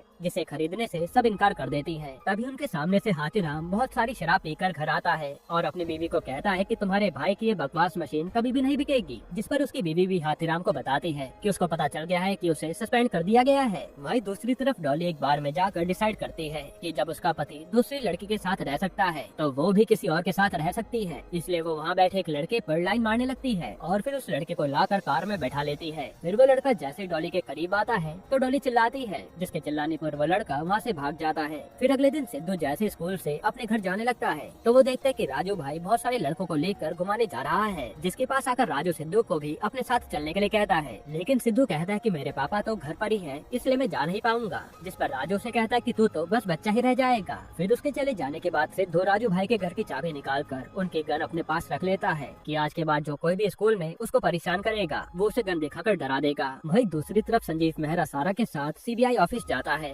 जो उन्हें एक विक्टिम के तौर पर सारी कॉन्फिडेंशियल बात बताते हैं कि ये चारों बॉर्डर पार कर आपको मारने यहाँ आए थे। जिस पर सारा सीबीआई ऑफिसर से पूछने लगती है कि ये लोग संजीव को मारना क्यों चाहते थे। तो ऑफिसर बताते हैं कि वो लोग जनता के आगे अपने संगठन का डर दिखाना चाहते थे, इसलिए उन्होंने देश के सबसे नामचीन रिपोर्टर को अपना शिकार बनाने का सोचा ताकि इनके बारे में सबको पता चले, लेकिन वो इसमें नाकामयाब हो गए। जिसके बाद सीन सिद्धू के स्कूल पर शिफ्ट होता है, जहाँ के लड़के उसे फिर से परेशान कर रहे थे, लेकिन सिद्धू ने बिना कुछ कहे वहाँ से बाथरूम चला जाता है, जहाँ उसे किसी लड़के लड़की की आवाज आती है और वो दीवार टाप कर देखता है। फिर वो उनके देखते ही वहाँ से भागने लगता है, लेकिन कुछ लड़के सिद्धू को पकड़ लेते हैं और वो उसे टॉर्चर करने लगते हैं, जिस पर सिद्धू को गुस्सा आ जाता है और वो सबके सामने गन निकाल लेता है, जो देखकर वो सारे बच्चे वहाँ से भाग जाते हैं। फिर हाथीराम को कॉल करके स्कूल में बुलाया जाता है, जिसने उस समय बहुत सारी शराब पी रखी थी, इसलिए वो अपने साथ अंसारी को लेकर जाता है। तब यहाँ स्कूल वाले सिद्धू को स्कूल से बाहर निकालने की बात करते हैं, जिस पर अंसारी उन्हें समझाता है कि अगर उन्होंने ऐसा किया तो एक बच्चे का भविष्य और एक स्कूल का नाम खराब हो सकता है। जिसकी बातों को सुनकर सिद्धू की प्रिंसिपल उसे लास्ट वार्निंग दे देती है। वहीं दूसरी तरफ संजीव सारा के साथ अपने ऑफिस पहुंचता है, जिससे सारा पूछने लगती है कि क्या सीबीआई की बताई स्टोरी सच है, क्या वो चारों सच में इसी के मेंबर हैं। जिस पर संजीव सारा को समझाता है कि सीबीआई सच बोल रही होगी, इसलिए उन्होंने ये सब पब्लिक में बोलने के लिए मुझे कहा है ताकि मैं इसका कवरेज कर सकूं, ताकि सीबीआई वाले जब कॉन्फ्रेंस करें तो उनसे ज्यादा सवाल ना पूछे जाएं। इधर हाथीराम सिद्धू को लेकर घर पहुंच जाता है और उसे बहुत मारने लगता है, जिसे मारता देख उसकी बीवी हाथीराम को रोकती है कि क्या बच्चे को मार ही डालोगे। तब हाथीराम अपनी बीवी पर भी गुस्सा करता है और बताता है कि इसके पास एक गन है जो स्कूल लेकर गया था। फिर हाथीराम सिद्धू से उस गन के बारे में पूछने लगता है और ना बोलने पर वो गन लेकर उसके दोस्त के पास जाता है। तभी अपने पापा को रोकने के लिए सिद्धू अपना सर शीशे पर मार देता है, इसलिए हाथीराम को पहले सिद्धू को लेकर हॉस्पिटल जाना पड़ता है। जिसके बाद सीन उसी विक्रम नाम के बिजनेसमैन पर शिफ्ट होता है, जिसे मिलने खुद संजीव वहाँ आया था। यहाँ संजीव विक्रम को उसी के चैनल को खरीदने के लिए बोलता है और बदले में संजीव उसके चैनल की टीआरपी बढ़ाएगा ये जिम्मा ले लेता है, जिसके लिए वो बिजनेसमैन भी मान जाता है। इसके बाद संजीव न्यूज में आकर सीबीआई की दी सारी इन्फॉर्मेशन लोगों को बता देता है, जिससे उनके चैनल की बहुत सारी टीआरपी बढ़ जाती है। वहीं दूसरी तरफ हाथीराम ये न्यूज सुनकर अंसारी से मिलने उसके घर पहुंच जाता है कि हमारा तो काटा जा रहा था, जबकि ये सभी तो इसी के मेंबर निकले। मतलब हम दोनों जो चित्रकूट और पंजाब घूम रहे थे वो सब फालतू का ढोंग था, और इस केस के चक्कर में जो मेरी नौकरी चली गई वो सब मेरी गलती की वजह से हुआ है। यहाँ अंसारी हाथीराम को कल होने वाली सीबीआई की कॉन्फ्रेंस में आने के लिए कहता है, जिसके बाद सीन कॉन्फ्रेंस पर शिफ्ट होता है, जहाँ सीबीआई मीडिया के सामने उन चोरों के तरीके के बारे में सब कुछ बताते हैं कि हमें तारिक के पास से सुसाइड लेटर मिला था जो खुद कबीर ने लिखा था। वहीं बैठी सारा हाथीराम से पूछने लगती है कि सर ये केस तो आप सॉल्व कर रहे थे, तो ये सीबीआई के पास कैसे पहुंचा। जिस पर हाथीराम उसे कहता है कि आप अपना काम करिए वरना मेरी ड्यूटी भी हाथ से चली जाएगी। इधर अंसारी हाथीराम को बाहर बुलाता है, जिसके पास जाते समय हाथीराम अपनी डायरी वहीं गिरा देता है, जो डायरी सारा उठा लेती है। वही हाथीराम अंसारी को कहता है कि सीबीआई ने पूरा केस पलट दिया है, जबकि ऐसा तो कुछ भी नहीं हुआ था। तब अंसारी हाथीराम को बताता है कि सीबीआई का कहना है कि तारिक के पास मिला सुसाइड नोट कबीर ने लिखा है, जिस पर हाथीराम उसे बोलने लगता है कि इसमें बड़ी बात क्या है। अंसारी बताता है कि कबीर को उर्दू लिखनी आती नहीं है और सुसाइड लेटर तो उर्दू में लिखा था। इसका मतलब यह है कि उन चारों को फंसाया जा रहा है, जिसमें ये सीबीआई वाले भी शामिल हो सकते हैं। यहीं पर एपिसोड 5 खत्म होता है। एपिसोड 6 की शुरुआत में सीन फ्लैशबैक में जाता है, जहां हम देखते हैं कि ट्रेन में बैठा एक लड़का सामने बैठी लड़की को देख रहा है और वो लड़की भी उसे देख रही थी। यहाँ हमें पता चलता है कि वो लड़का और उसके पिता मुसलमान है, वहीं सामने बैठी वो लड़की और उसकी माँ हिंदू है। तब वो लड़का और उसके पिता उन्हीं के सामने बैठकर मटन खाने लगते हैं, जिसे देखकर उस लड़की की माँ को वोमिटिंग होने लगती है। तब वो लड़का अपनी बोतल का पानी उन्हें पीने को देता है, लेकिन उस लड़की की माँ वो बोतल फेंक देती है। और तभी हम देखते हैं कि बाहर स्टेशन पर हिंदुओं की रैली जा रही होती है और यहीं सीन कट होता है। जिसके बाद सीन प्रेजेंट में शिफ्ट होता है, जहाँ हाथीराम अंसारी के साथ मिलकर सीबीआई के बयान के मुताबिक उसी होटल में जांच करने जाता है। तब हाथीराम उसे कमरे की चाबी मांगता है जहाँ वो लड़के छुप रखे थे। तब होटल का मालिक उन्हें बताता है कि सीबीआई वालों ने उस कमरे को सीज कर दिया है। पर तभी हाथीराम के पास किसी अननोन नंबर से कॉल आता है, जो उसे बताता है कि चीनी बेकसूर है और उसे सीबीआई वाले टेररिस्ट के नाम से फंसा रहे हैं। जिस पर हाथीराम उससे पूछने लगता है कि तुम कौन हो। तब वो आदमी हाथीराम को 1 घंटे में निजामुद्दीन स्टेशन में मिलने के लिए कहता है। फिर हाथीराम उस होटल से बाहर निकलकर अंसारी को बोलता है कि जब वो दोनों लड़के यहाँ रुके थे तो इसके पास उस दिन की कैमरा रिकॉर्डिंग होनी चाहिए, लेकिन ये हमें उस रिकॉर्डिंग को दिखाने से मना क्यों कर रहा है। जरूर कुछ न कुछ तो गड़बड़ है। इसके बाद हाथीराम अंसारी के साथ निजामुद्दीन स्टेशन पहुँच जाता है, जहाँ उसे वही लड़का मिलता है जो थाने के सामने चाय बनाने का काम करता था। यहाँ हाथीराम उस लड़के से चीनी के बारे में पूछता है कि तू उसे कैसे जानता है। जिस पर वो लड़का हाथीराम को बताता है कि मैं और चीनी बचपन से एक साथ बड़े हुए हैं। इसके बाद सीन फ्लैशबैक में शिफ्ट होता है, जहाँ हमें उन्हीं का बचपन दिखाया जाता है और वो लड़का स्टेशन पर कूड़ा उठाने का काम कर रहा होता है। लेकिन एक दिन वो देखता है कि चीनी ट्रेन में बैठकर रो रहा है, जिससे बात करने पर उसे पता चलता है कि चीनी के माता पिता मर चुके हैं और उसके किसी अपने ने उसे स्टेशन पर छोड़ दिया है। यहाँ वो लड़का चीनी को अपने साथ ले आता है और उसे अपने सभी दोस्तों से मिलवाता है। फिर वो ठंड से बचने के लिए चीनी को नशा करना सिखाता है, जिसमें से एक लड़का उसका नाम चीनी रख देता है। यहीं से ये लड़का और चीनी बहुत अच्छे दोस्त बन जाते हैं और साथ मिलकर चोरी करना शुरू कर देते हैं। हालांकि चीनी को मेकअप करने का बहुत शौक था और वो मैगजीन से लड़कियों की फोटो काट कर उन्हें देखती रहती थी। ऐसे करके धीरे धीरे चीनी लड़का से लड़की बनती जा रही थी और उसे नाटक में लड़की बनना भी बेहद पसंद था। लेकिन एक दिन शकील नाम के रिक्शा वाले की नजर चीनी पर पड़ जाती है, जिसने वहाँ के सभी बच्चों को सेक्सुअली हैरेस किया होता है। यहाँ वो एक लड़के को भेजकर चीनी को अपने पास बुलाता है, लेकिन चीनी का दोस्त उस लड़के को रोककर चीनी को भागने के लिए कहता है। लेकिन तभी शकील उसे पकड़ लेता है और उसका बलात्कार कर डालता है। तब शकील को चीनी इतनी पसंद आती है कि वो चीनी को आगे भी कई लोगों के पास बेचता है और तभी एक ग्रुप उस रिक्शा वाले को जान से मार देता है, जिसके बाद चीनी लड़की बनकर पढ़ाई करता है और एक लड़के के नाम से मसाज की दुकान पर काम करना शुरू कर देता है। अब सीन प्रेजेंट में आता है, जहाँ हाथीराम उस लड़के से पूछने लगता है कि चीनी मुकेश तलरेजा से कैसे मिली, जिस पर वो हाथीराम को बताता है कि एक दिन तलरेजा मसाज करवाने चीनी के मसाज सेंटर पहुँच गया था, जहाँ उसने चीनी को पहचान लिया कि वो एक लड़का है। इसलिए तलरेजा ने चीनी को अपने काम के लिए यूज करना शुरू कर दिया और वो 2 नंबर का पैसा उसी के हाथ दूसरे आदमी को भेजा करता था, क्योंकि पुलिस वाले लड़की को जल्दी से चेक नहीं करते। तब हाथीराम पूछता है कि क्या चीनी आए दिन पैसा देने चित्रकूट भी जाया करती थी और 12 तारीख को वो कहाँ था, जिसे वो लड़का बताता है कि मुकेश चीनी को चित्रकूट काफी बार भेजा करता था, लेकिन वो 12 तारीख को कहाँ थी इसके बारे में मुझे नहीं पता। जिसके बाद सीन सेंट्रल जेल पर शिफ्ट होता है, जहाँ सीबीआई वाले उन सभी को वहाँ भेज देते हैं, जहाँ सभी आदमी चीनी को बहुत बुरी नजर से देख रहे थे और उन्हें देखकर चीनी को बहुत डर लगता है। वहीं दूसरी तरफ सिद्धू अपने दोस्त के साथ राजू भैया के पास पहुँचता है, जिसके पास कुछ बड़े लोग आकर राजू भैया से उसकी गन मांगने लगते हैं और यहाँ हमें पता चलता है कि राजू ने वो गन बच्चों को डराने के लिए मांगी थी। यहाँ राजू देखता है कि उसके घर में वो गन ही नहीं है, जिसके बारे में पता चलते ही वो बड़ा आदमी राजू को बहुत मारता है और कहता है कि 2 दिन के अंदर मुझे मेरी गन वापस चाहिए, वरना तेरे लिए अच्छा नहीं होगा। यहाँ उन लोगों को देखकर सिद्धू भी डर जाता है और अपने पापा के पास उनसे गन वापस मांगने लगता है, जिस पर हाथीराम उससे इस गन के मालिक का नाम पूछता है, पर सिद्धू उसे नाम बताना नहीं चाहता था। इसके बाद हाथीराम वो गन लेकर हर जगह घूमने लगता है, क्योंकि उसे पता था कि अगर उसने गन घर पर रखी तो उसका बेटा उसे चुरा लेगा। इधर डॉली बहुत ही ज्यादा स्ट्रेस में होती है कि उसके पति का चक्कर किसी और के साथ चल रहा है, इसलिए वो संजीव के घर आते ही उसके साथ इंटीमेट होने की कोशिश करती है, जिससे संजीव पूछता है कि तुम्हें क्या हो गया, आज तुम ऐसा क्यों कर रही हो, जिस पर डॉली उसे बताती है कि वो अगले महीने 40 साल की होने वाली है, लेकिन अभी तक उसे बच्चा नहीं हुआ। तब संजीव डॉली को शांत करके उसे सुला देता है और कुछ सोचने लगता है। वहीं दूसरी तरफ हाथीराम अंसारी के साथ रात में उसी होटल में पहुंचकर चुपके से 12 तारीख की फुटेज देखने लगता है, जिस फुटेज में वो देखते हैं कि 12 को यहाँ उन चारों में कोई भी नहीं रुका था।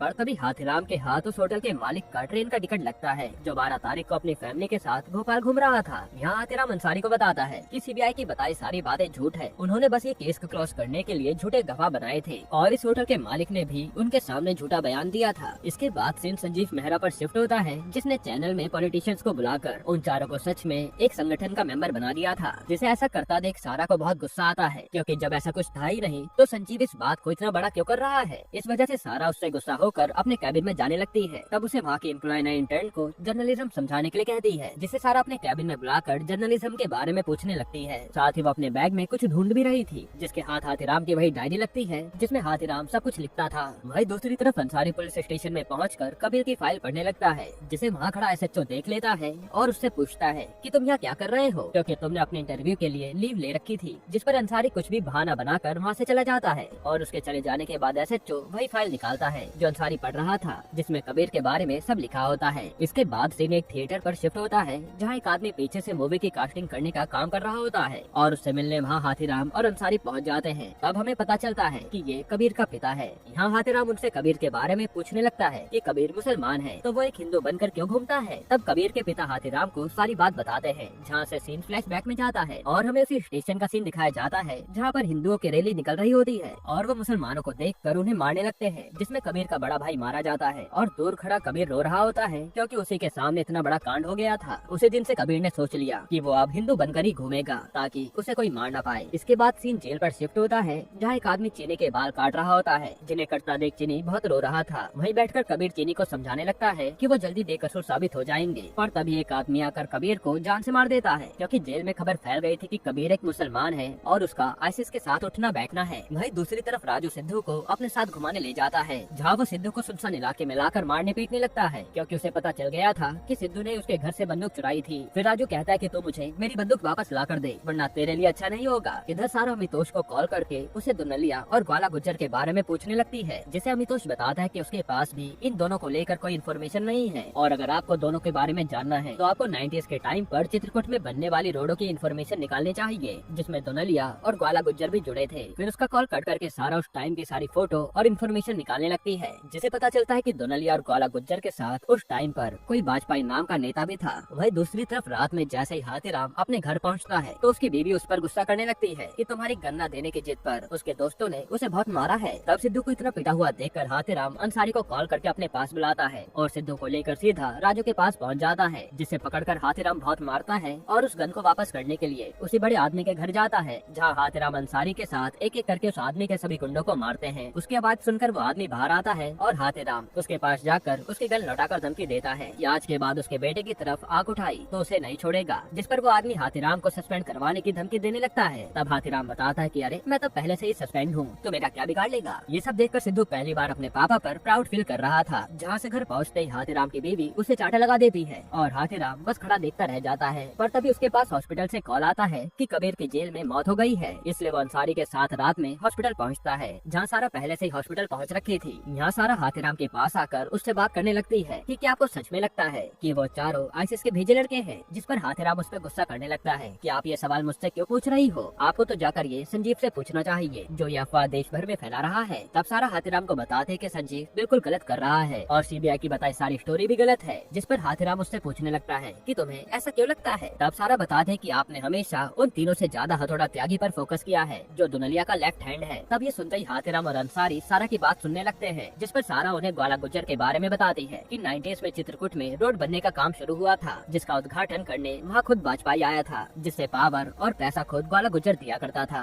जिस पर हाथीराम सारा से पूछने लगता है कि इसमें गुज्जर संजीव को क्यों मारना चाहता है। तब सारा हाथीराम को बताते कि शायद इस साल जल्दी इलेक्शन आने वाले हैं और हर बार की तरह संजीव इस बार भी पॉलिटिशियंस की बहुत सारी पोल खोलेगा, इसलिए वाजपेयी ने ग्वाला गुज्जर से संजीव की सुपारी दी होगी। तब हाथीराम सारा का टैब लेकर 90s के टाइम की फोटो देखने लगता है, जिसमें वो देखता है कि वाजपेयी के साइड में खड़ा वही पुलिस वाला है जो अब चित्रकूट में पीटी टीचर का काम कर रहा है। यहीं पर एपिसोड 6 खत्म होता है। एपिसोड 7 की शुरुआत में हम देखते हैं कि ग्वाला गुज्जर एक डॉक्टर को लेकर किसी सुनसान इलाके में पहुंचता है, जहां वो डॉक्टर एक कुटिया में लेटे एक आदमी का चेकअप करने आया था। तब उसकी चप्पल देखकर डॉक्टर समझ जाता है कि ये कोई और नहीं बल्कि दुनलिया है, जिसे देखकर वो हाथ जोड़ने लगता है। वहीं दूसरी तरफ हाथीराम उसी पीटी टीचर से बात करने के लिए चित्रकूट निकल जाता है, जिसे छोड़ने खुद अंसारी आया था और वो हाथीराम को उसकी सेफ्टी के लिए अपनी बंदूक दे देता है। तब हाथीराम उसे कहता है कि तुम अपने इंटरव्यू की अच्छे से तैयारी करना, क्योंकि मैं तुम्हें आईएएस बंदा देखना चाहता हूँ। इधर जेल में त्यागी एक कुत्ते को देखकर बहुत खुश होने लगता है, पर तभी एक आदमी उसे लात मारकर वहाँ से भगा देता है, जिसके पास आकर त्यागी उसे खूब मारता है। तब 2 कांस्टेबल आकर उसे शांत कराते हैं। फिर सीन संजीव मेहरा पर शिफ्ट होता है, जहाँ वो विक्रम के साथ मिलकर अपने चैनल के हेड से मिलने जाता है, जिससे विक्रम ने वो चैनल खरीद लिया था और यहाँ वो दोनों मिलकर बहुत खुश हो रहे थे, क्योंकि संजीव ने डूबते चैनल के टीआरपी को बहुत ऊंचा उठा दिया था। वहीं दूसरी तरफ हाथीराम चित्रकूट पहुंचकर एक रिक्शा वाले को बुक कर लेता है और उसके साथ पीटी टीचर से मिलने स्कूल पहुंच जाता है, जहाँ पीटी टीचर हाथीराम से कहता है कि आपने तो मुझसे सब कुछ जान लिया है, तो आप यहाँ क्यों आए हैं। जिस पर हाथीराम उसे कहता है कि आपने मुझे सब कुछ बताया है, लेकिन आपने मुझे ये नहीं बताया था कि आप पहले पुलिस वाले थे और शायद हथौड़ा त्यागी के मास्टर जी भी आप ही थे। जिसकी बात सुनकर वो पीटी टीचर घबराने लगता है और हाथीराम को सब कुछ सच सच बताता है। यहाँ से सीन 90s के टाइम पर शिफ्ट होता है, जहाँ मास्टर जी को पुलिस स्टेशन पहुँचने पर पता चलता है कि वहाँ दुनलिया आ रखा है। तब मास्टर जी उसे चुपके से देखने लगते हैं, पर तभी दुनलिया का एक आदमी उसे पकड़ लेता है और दुनलिया के सामने ले जाता है। वो दुनलिया को बताता है कि ये पुलिस वाला आपको देखने की कोशिश कर रहा था, जिस पर मास्टर जी दुनलिया को बोलता है कि वो भी एक गुज्जर है और वो उसके साथ मिलना चाहता है, जिस पर दुनलिया उसको अपने साथ रखने से मना कर देता है। लेकिन मास्टर जी कहते हैं कि आप जो भी कहेंगे वो मैं करने को तैयार हूँ। तब दुनलिया मास्टर जी को वाजपेयी का हमेशा ख्याल रखने को बोलता है। फिर सीन प्रेजेंट में आता है, जिसे हाथीराम पूछता है कि वो दुनलिया की गैंग में आखिर शामिल कैसे हुआ था। तब मास्टर जी हाथीराम को बताते हैं कि उसने जब पुलिस की नौकरी छोड़ी तब दुनलिया ने ही उसकी मदद करी थी और उसकी नौकरी इसी स्कूल में लगवाई थी। साथ ही मास्टर जी कहते हैं कि इतना ही नहीं, दुनलिया ने मेरे खास स्टूडेंट हथौड़ा त्यागी को भी बचाया था। जब उसने अपने ताऊ जी के बच्चों को जान से मार दिया था तो वो त्यागी को मारने उसके पास आ रहे थे, जिनके आने से पहले मैं त्यागी को ग्वाला गुज्जर के पास ले गया और उसे उनके गैंग में शामिल करने को कहा, लेकिन ग्वाला गुज्जर ने साफ मना कर दिया क्योंकि त्यागी की जात दूसरी थी। पर मास्टर जी के कहने पर ग्वाला ने त्यागी को दुनलिया के अड्डे पर भेज दिया था, जहाँ दुनलिया से मिलने के लिए त्यागी को कई महीने लग गए, जिस बीच त्यागी वहाँ के सभी कुत्तों के साथ अपना टाइम गुजारा करता था। फिर एक दिन दुनलिया त्यागी की परीक्षा लेने के लिए रात में त्यागी के पास पहुँच गया और त्यागी को गैंग में शामिल करने के लिए उसे अपने आप को साबित करने के लिए कहा, जिस पर त्यागी ने बिना सोचे हथौड़े से अपनी एक उंगली तोड़ दी और दुनलिया को त्यागी बहुत पसंद आया। इसके बाद दुनलिया को कोई भी मर्डर करवाना होता था तो वो त्यागी को भेज दिया करते थे। साथ ही त्यागी अब उनकी गैंग का अहम हिस्सा बन गया था। फिर सीन प्रेजेंट में शिफ्ट होता है, जिससे हाथीराम त्यागी के दिल्ली जाने का कारण पूछता है। मास्टर जी उसे बताते हैं कि उसको खुद नहीं पता कि त्यागी दिल्ली क्यों गया था।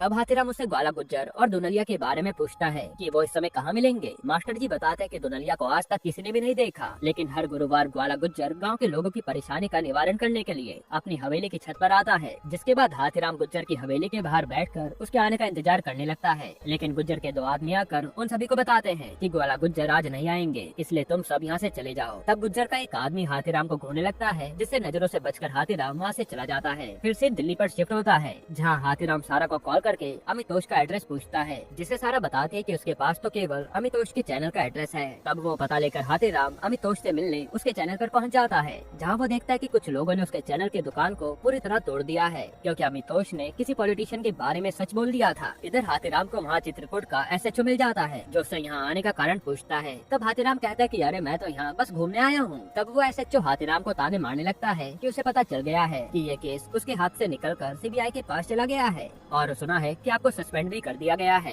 जो सुनकर हाथीराम को बुरा तो लगता है, पर वो कुछ रिएक्ट नहीं करता। फिर सीन संजीव के घर पर शिफ्ट होता है, जहाँ डोली ने उसी स्ट्रीट डॉग को अपने घर में रख लिया था, जिसे देखकर संजीव को बहुत गुस्सा आता है कि उसने बिना पूछे ऐसा कैसे कर दिया। जिस पर डॉली उसे बताते कि सरस्वती के जल्द ही बच्चे होने वाले हैं, इसलिए अब वो यहीं रहेगी। जिसकी बात सुनकर संजीव कुछ भी नहीं बोल पाता। वहीं दूसरी तरफ हाथीराम ग्वाला गुज्जर के घर के बाहर खड़ा होकर उसका वेट कर रहा होता है, जिसकी कार निकलते ही वो रिक्शा में बैठकर उसका पीछा करता है, जो घाट पर जाकर किसी की पिंड पूजा कर रहा होता है। यहाँ हाथीराम को कुछ भी समझ नहीं आ रहा होता कि आखिर यह गुज्जर किसकी पूजा कर रहा है, पर तभी गुज्जर का आदमी हाथीराम को देख लेता है और उसका पीछा करने लगता है, जिसको आता हुआ देखकर हाथीराम कहीं उसकी नजरों से छुप जाता है। पर तभी हाथीराम के पास DSP भरत का कॉल आता है, जो उससे पूछने लगता है कि तुम चित्रकूट में क्या कर रहे हो, मुझे वहाँ के SHO का कॉल आया था। जिस पर हाथीराम DSP को कहता है कि सर अब मैं इस केस को सॉल्व करके रहूंगा, चाहे इसमें मेरी नौकरी क्यों न चली जाए। यहीं पर एपिसोड 7 खत्म होता है। एपिसोड 8 की शुरुआत में सीन फ्लैशबैक में जाता है, जहाँ हमें एक कपल को दिखाया जाता है जो कि डिनर करने के लिए होटल में आए होते हैं और इस आदमी का नाम शुक्ला होता है। यहाँ शुक्ला अपनी बीवी को छोड़कर ड्रिंक लेने कैफेटेरिया में जाने लगता है। जिस बीच शुक्ला को एक लड़की दिखती है जो कविता लिख लिख कर रो रही थी। उसे देखकर शुक्ला उससे बात करने लगता है, लेकिन वो तो शुक्ला को इग्नोर कर रही थी। तब शुक्ला खुद उस लड़की को इम्प्रेस करने के लिए शायरिया कहता है और वो लड़की ये देखकर उससे बात करने लग जाती है। फिर सीन प्रेजेंट में शिफ्ट होता है और हमें वाजपेयी की रैली दिखाई जाती है, जो इलेक्शन आने की वजह से हर जगह जाकर अपना प्रोग्राम कर रहा था। यहाँ हाथीराम भी उसी प्रोग्राम में पहुँच जाता है, लेकिन उसे अंदर एंट्री देने से मना कर दिया जाता है। पर तभी हाथीराम की नजर अमितोष पर जाती है, जो उसी प्रोग्राम में आया था। यहाँ अमितोष हाथीराम को देखकर वहाँ से भागने लगता है, लेकिन आगे जाकर हाथीराम की उससे टक्कर हो जाती है और अमितोष का सारा सामान वहीं गिर जाता है,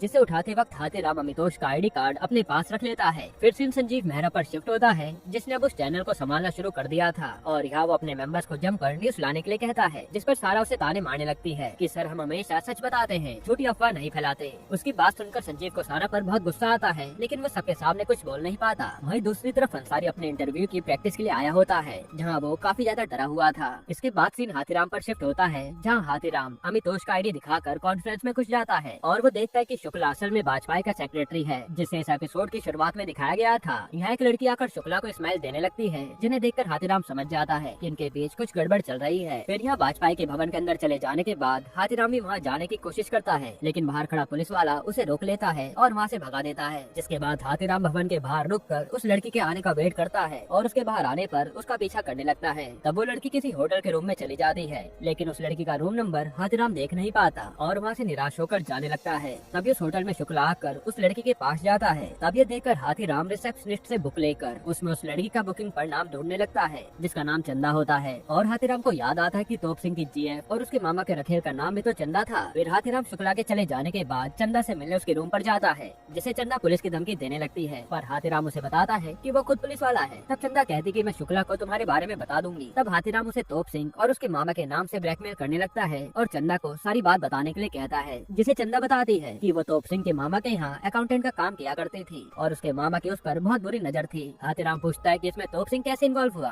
और तेरा उसके साथ चक्कर कैसे चला। तब चंदा बताती कि तोप सिंह ने जब अपने मामा की दुकान संभाली तो वो मुझसे बहुत प्यार करने लगा था और एक दिन जब मैं अपने माता पिता के साथ खाना खाने होटल गई तो तोप सिंह मेरे घर पहुंचकर हंगामा करने लगा और मुझे कॉल करके जल्दी से मुझसे मिलने को कहा, लेकिन मैंने उसका कॉल काट दिया और तभी मेरी मुलाकात उसी होटल में शुक्ला से हुई, जिसके साथ मेरा अफेयर चलने लगा। और जब मैंने शुक्ला को तोप सिंह के बारे में बताया तो उन्होंने मुझे कहा कि तुम तोप सिंह को कहो कि वो 3 लड़कों के साथ जाकर घूमे, बाकी सब शुक्ला संभाल लेगा। जिसकी बात मानकर मैंने भी तोप सिंह को कॉल करके उन 3 लड़कों के साथ घूमने के लिए कहा था। फिर चंदा हाथीराम को कहती है कि वो बस अपने माता पिता को खुश रखना चाहती थी, इसलिए वो शुक्ला के साथ है, क्योंकि शुक्ला ने ही उसे ये नौकरी दिलवाई है। जिसकी बातों से हाथीराम समझ जाता है कि चंदा किस टाइप की लड़की है, जिसे हर किसी के साथ सोना पसंद है। फिर हाथीराम उस होटल से बाहर निकलकर अंसारी को कॉल करता है और उसे एक आदमी के कॉल रिकॉर्ड्स निकालने को कहता है, जिस पर अंसारी उस आदमी का नाम पूछता है तो हाथीराम DSP भरत का नाम लेता है। अब DSP भरत का नाम सुनते ही अंसारी मना कर देता है, क्योंकि इससे उसकी नौकरी भी जा सकती है। वही दूसरी तरफ संजीव जब घर पहुंचता है तो उसकी बीवी डॉली उसे बताती है कि सरस्वती ने बच्चों को जन्म दे दिया है, जिसकी खुशी देखकर संजीव भी खुश हो जाता है। इधर हाथीराम की बीवी उसे कॉल करके जल्दी अपने घर आने को कहती है, पर तभी हाथीराम के रूम के बाहर से कोई आदमी आदमी एक पर्ची छोड़कर वहाँ से जाने लगता है, जिसे पकड़ने के लिए हाथीराम गन लेकर उसको ढूंढता है। और ये कोई और नहीं बल्कि अमितोष था। यहाँ हाथीराम अमितोष से उस पर्ची के बारे में पूछने लगता है, जिसे अमितोष बताता है कि इस साल वाजपेयी के खिलाफ ग्वाला गुज्जर भी इलेक्शन लड़ने वाला है, लेकिन दुनलिया तो हर बार वाजपेयी का उसके साथ जीतने में साथ देता था और बदले में ग्वाला अपने सारे टेंडर पास करवाता था। तो अब यहाँ ये मुद्दा है कि ग्वाला गुज्जर इस साल इलेक्शन में खड़ा क्यों हो रहा है। तब हाथीराम अमितोष से पूछता है कि उसका लोगों ने चैनल क्यों तोड़ा था, जिस पर अमितोष कहता है कि वाजपेयी जैसा दिखता है वैसा है नहीं। वो जब भी अपने से नीचे जाति के घर पर खाना खाता है तो गंगा जल से अपना मुंह धोता है, और इसी बात को मैंने अपने चैनल पे बताया था, जिसके बाद वाजपेयी के आदमियों ने आकर मेरे चैनल पर तोड़फोड़ कर दी। तब हाथीराम अपनी डायरी में लिखने लगता है कि तोप सिंह से जुड़ी है चंदा और चंदा से जुड़ा है शुक्ला, जिससे उसका वाजपेयी से भी कनेक्शन है और वाजपेयी का कनेक्शन सीधा दुनलिया से है। जिसके बाद हाथीराम अपना सारा फोकस दुनलिया पर करता है, पर तभी उसे याद आता है कि उस दिन ग्वाला गुज्जर किसी का पिंडदान कर रहा था। ये याद करके हाथीराम को शंका होती है और वो उसे टेम्पो वाले को कॉल करके शमशान घाट चलने को कहता है। वहीं दूसरी तरफ अंसारी भी हाथीराम के कहने पर अपनी जॉब को दाव पर लगाकर डीएसपी भरत के कॉल रिकॉर्ड्स निकलवाता है, जिसे देखकर वो शॉक्ड हो जाता है, जिसमें डीएसपी भरत पहले से ही उन चारों को पकड़ने के लिए तोप सिंह से बात कर रहा था। इधर हाथीराम शमशान घाट में वहाँ के सभी रिकॉर्ड्स चेक करने लगता है, जिसमें वो देखता है कि ग्वाला गुज्जर ने किसी और का नहीं बल्कि अपने भाई दुनलिया का पिंड दान किया है। ये देखकर हाथीराम चौंक जाता है, पर तभी हाथीराम को कोई पीछे से आकर पकड़ लेता है, जिससे बचकर हाथीराम दीवार कूदकर वहाँ से भागने लगता है। तभी अंसारी कॉल करके उसे बताता है कि डीएसपी भरत के कॉल रिकॉर्ड्स में तोप सिंह का नंबर निकला है। तब हाथीराम उसे बताता है कि वो चारों एक मोहरा थे, असली गेम तो अब शुरू होने वाला है, मैं जल्द ही दिल्ली वापस आ रहा हूँ। पर तभी ग्वाला गुज्जर के दोनों आदमी हाथीराम को पकड़ लेते हैं और उस ऑटो वाले को जान से मार देते हैं। यहीं पर एपिसोड 8 खत्म होता है। एपिसोड 9 की शुरुआत में सीन फ्लैशबैक में शिफ्ट होता है, जहाँ त्यागी का पिता एक पंडित के पास उनसे त्यागी की कुंडली को दिखाता है, जिसे देखकर पंडित जी शॉक्ड हो जाते हैं और त्यागी के पिता को बताते हैं कि आपके बेटे की कुंडली बहुत जबरदस्त है, जिसको सिर्फ एक आदमी के अलावा कोई भी नहीं मार पाएगा। इसके बाद सीन प्रेजेंट में शिफ्ट होता है, जहाँ गुज्जर के दोनों आदमी हाथीराम को कार में बैठाकर ग्वाला के पास ले जाने लगते हैं। पर तभी वहाँ सामने से ट्रक आ जाता है, जिसकी रोशनी से हाथीराम गाड़ी का स्टीयरिंग पूरी तरह मोड़ देता है और उनका एक्सीडेंट हो जाता है, जहाँ से बचकर हाथीराम एक मेले में पहुँच जाता है और खून से सने हाथ को छुपाने के लिए एक कपड़ा ओढ़ लेता है। पर तभी एक आदमी हाथीराम के सामने आकर उसके मुंह पर कुछ मारकर उसे बेहोश कर देता है। इसके बाद सीन दुनलिया के घर पर शिफ्ट होता है, जहाँ हाथीराम की आंख खुलती है तो ग्वाला गुज्जर उसके सामने आकर बैठ जाता है और वो उसकी सारी इन्फॉर्मेशन बताने लगता है, जिस पर हाथीराम ग्वाला को बताता है कि दुनलिया मर चुका है। जो सुनकर ग्वाला हाथीराम का गला पकड़ लेता है और उसे इसके बारे में पूछने लगता है कि तुझे ये बात कैसे पता चली और तूने ये बात किस किस को बताई है। जिस पर हाथीराम ग्वाला को समझाता है कि मुझे तो ये बात अभी अभी पता चली है, पर मुझसे भी पहले ये बात किसी और को पता चल चुकी थी कि दुनलिया मर चुका है। ये सब सुनने के बाद ग्वाला उसे सारी बात विस्तार में बताने को कहता है। तो हाथीराम बताता है कि दुनलिया के मरने के बाद चित्रकूट के सबसे बड़े बाहुबली आप होंगे और हथौड़ा त्यागी आपका राइट हैंड होगा। इसलिए वाजपेयी ने आपसे कहकर पहले हथौड़ा त्यागी को आपसे दूर रखने के लिए संजीव मेहरा को मारने के लिए कहा था, जिसने वहाँ पहुँचकर देखा कि संजीव कुत्तों से प्यार करता है, इसलिए उसने अपने मास्टर जी से बात करनी चाहिए, लेकिन किसी ने भी उसकी बात मास्टर जी से नहीं करवाई। इसलिए उसने संजीव मेहरा को नहीं मारा कि जब तक मैं मास्टर जी से बात नहीं कर लेता तब तक मैं कोई मर्डर नहीं करूंगा। लेकिन दिल्ली पुलिस ने उसे अरेस्ट कर लिया और आपका राइट हैंड यही खत्म हो गया। ये सब एक बहुत बड़ा प्लान था, क्योंकि आप भी अब इलेक्शन में खड़े होने वाले हैं। यहाँ गुज्जर हाथीराम को गन दिखाकर पूछने लगता है कि उसे अब इतनी बड़ी बात पता है, तो अब ये किस किस को बताएगा। जिस पर हाथीराम कहता है कि दुनलिया मर चुका है, उसकी बात कौन ही मानेगा। तब ग्वाला गुज्जर सामने बैठे अपने ही एक आदमी को गोली मार देता है और उसके भाई को बताता है कि जरूर इसी ने दुनलिया के मरने की खबर बाहर फैलाई होगी, क्योंकि मुझे तो आप पर पूरा विश्वास है। जिसके बाद गुज्जर हाथीराम को त्यागी को देने के लिए एक लॉकेट देता है, जिसे लेकर हाथीराम दिल्ली के लिए निकल जाता है। फिर अगले दिन संजीव उस चैनल का हेड बन जाता है और सभी से खूब काम करने के लिए कहता है, लेकिन सारा अपने कैबिन में जाकर अपना रेजिग्नेशन लेटर लिखने लगती है और फिर वो संजीव के पास आकर अपने रेजिग्नेशन पर साइन करने के लिए कहती है, जिस पर संजीव बिना कुछ कहे उस पर साइन कर देता है। पर तभी वहाँ हाथीराम बुरी हालत में उसका ऑफिस पहुँच जाता है और संजीव के सामने बैठकर उसे पांडवों की कहानी सुनाता है, जिसमें युधिष्ठिर के साथ स्वर्ग में सिर्फ एक कुत्ता बचा होता है। जिस पर संजीव हाथीराम को कहता है कि इस कहानी से मुझे क्या लेना देना। तब हाथीराम संजीव को गाली देकर बैठने को कहता है और समझाता है कि उसकी मौत आज एक कुत्ते की वजह से बची है, क्योंकि हथौड़ा त्यागी को कुत्ते बहुत पसंद थे और उसने तुझे कुत्ते के साथ देख लिया था, जो तेरे न मरने का कारण बना। यह संजीव हाथीराम पर गुस्सा करने लगता है। तब हाथीराम उसे बताता है कि तुम तो बस एक छोटा सा मोहरा थे, बाकी निशाना तो खुद हथौड़ा त्यागी था। जिसकी बात सुनकर संजीव के मन में बहुत सारे सवाल आने लगते हैं, लेकिन हाथीराम उसके सवालों के जवाब दिए बिना ही वहाँ से चला जाता है। फिर जब वो अपने घर पहुँचता है तो उसे देखकर उसकी बीवी बहुत रोने लगती है, जिसे हाथीराम शांत कराता है। अब उसके अगले दिन हाथीराम अपनी अटेंडेंस के लिए थाने जाता है, जहाँ एसएचओ उसकी हालत के बारे में पूछता है, जिस पर हाथीराम कहता है कि उसका एक्सीडेंट हो गया था। तब एसएचओ एक हवलदार को बुलाकर हाथीराम को उसकी बंदूक वापस करने को कहता है और उसका सस्पेंशन रोक देता है। इसके बाद हाथीराम डीएसपी से मिलने एक रेस्टोरेंट में जाता है, जहाँ डीएसपी भरत उसे बोलता है कि मैंने जितना तुझे पागल समझा था तो उतना पागल है नहीं, तूने सस्पेंड होने के बाद भी पूरा केस सॉल्व कर दिया। वहीं दूसरी तरफ सीन संजीव पर शिफ्ट होता है, जो अपने घर पहुंचकर देखता है कि उसकी बीवी सरस्वती के बच्चों के साथ खेल रही है, जिसे देखकर वो भी खुश हो जाता है। इधर हाथीराम अंसारी के इंटरव्यू के लिए उसे खुद पुलिस की कार में छोड़ने जाता है और उसे अपना इंटरव्यू अच्छे से देने के लिए कहता है। वहीं दूसरी तरफ कोर्ट में उन तीनों को हियरिंग के लिए ले जाया जाता है, जहाँ वो लड़का आकर चीनी से बात करने लगता है, जिसे वो बता दे कि उसने मेकअप वाले के पास बहुत सारे पैसे छुपा रखे हैं। जो सुनकर वो लड़का चीनी पर बहुत गुस्सा करता है कि आज तेरे ज्यादा पैसा कमाने की वजह से तू जेल में है। तब चीनी उसे रोते हुए बताती है कि वो उन पैसों से अपना ऑपरेशन करवाना चाहती थी ताकि वो पूरी तरह से लड़की बन जाए और वो लड़के के साथ रह सके। जो सुनकर वो लड़का भी इमोशनल हो जाता है। तभी वहाँ हाथीराम आकर त्यागी को ग्वाला गुज्जर का दिया लॉकेट देता है, जिसे देखकर त्यागी समझ जाता है कि मास्टर जी मर चुके हैं, इसलिए उन्होंने उसका कॉल नहीं उठाया था। तभी त्यागी एक पुलिस वाले की गन छीन कर सबसे पीछे जाने लगता है, लेकिन वहाँ हाथीराम खड़ा हो जाता है और उसे कुछ भी करने से मना कर देता है। लेकिन त्यागी तो बिना कुछ सोचे समझे अपने आप को गोली मार लेता है और यहीं पर उसकी मौत हो जाती है। वहीं दूसरी तरफ संजीव को जैसे इस बारे में पता चलता है तो वो इस न्यूज़ को बताने लगता है। इधर हाथीराम अपनी फैमिली के साथ घूमने जाता है, जहाँ वो एक कुत्ते को देखकर उसके पास आइसक्रीम फेंक देता है। यहीं पर